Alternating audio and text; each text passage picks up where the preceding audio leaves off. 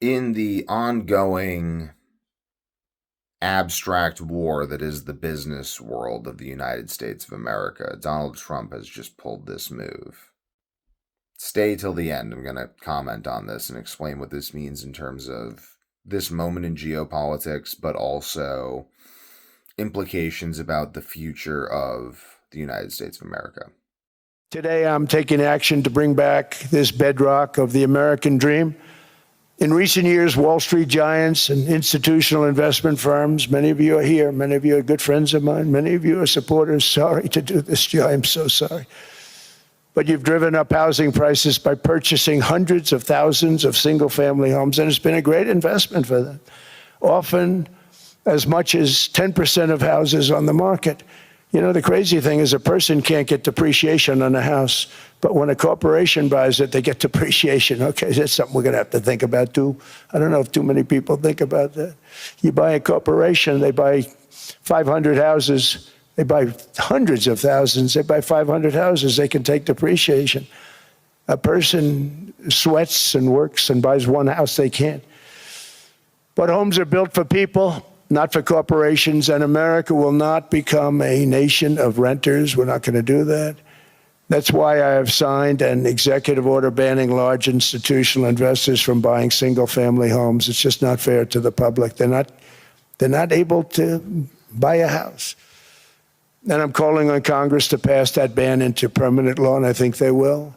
So I would like to comment on the current event that is happening, but also comment on the eternal pattern in a way that will make this video relevant for decades and centuries to come.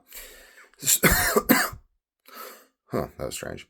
So basically, BlackRock and State Street and these companies are buying up all the single family houses and they're driving the price up. And the housing market is interesting because the housing market is the only place where the average person encounters big business, because you'll have individuals buying houses for themselves, you'll have wealthier individuals buying houses to rent them, and you'll have BlackRock and State Street and Vanguard and these groups buying houses to rent them as well. So everyone's competing for the United States housing market. And not only that, but people in other countries who I meet all the time and I talk to them, they are constantly either having just moved here to buy a house or planning on moving here to buy a house or living here to save up money to buy a house. So the United States housing market is like the piggy bank of the world.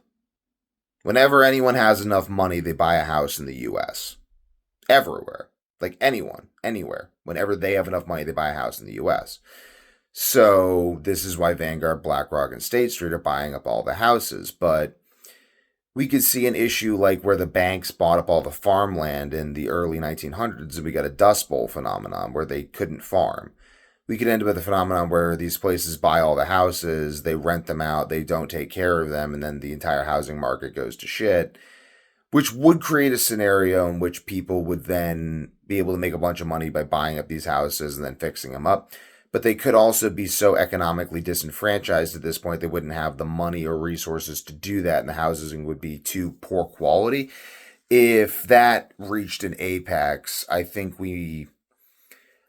think we would see the United States fall to China, but I think that we would see centuries of US-China co-dominance, which would be very bad. I think we need Rome, the light of the world, the city on the hill, the United States of America, to be the superpower, because it is the only place where you can get ahead without being ethnically Chinese and a communist, or ethnically German and a communist, or ethnically British. I mean, I guess if you're like Muslim now, you can get elected to mayor in Britain or something, or Indian. I don't know what that guy was, but it's nepotism. Like, we need to avoid nepotism. Like, our basic fight is against the nepotistic lean towards despotism. And what is this? It's just the fiat currency is very bad because fiat currency isn't real. So these banks are borrowing money that doesn't exist from these companies are buying money that doesn't exist via fractional reserve banking, which effectively allows them to print money out of thin air that you can't do.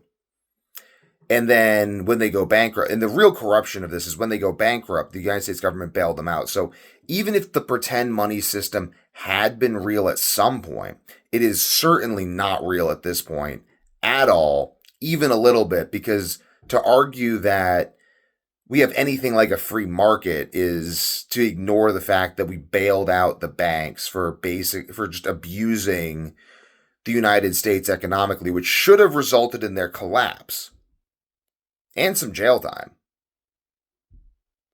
Like, it really should have resulted in the collapse of those banks. And the fact that those banks didn't collapse gives the oligarchy free rein to use the money printing system to fuck you. That's what they're doing. That's why everything feels so fucked. So Trump doing this, I believe, gives us a little bit of breathing room to work. We got to get back on the gold standard, folks.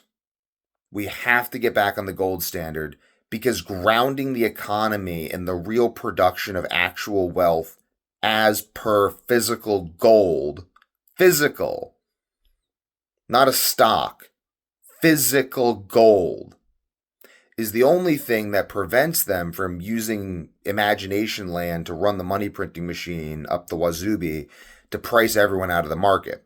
Even this will not fix the problem. Even what Trump's doing will not fix the problem because the incentive structures, the only reason this works is because the incentive structure to buy a house in the United States is so strong that Trump can effectively disenfranchise an aspect of the oligarchy of buyers in order to allow the common man to purchase. They'll still find a way around this, though. All he's doing is buying us time.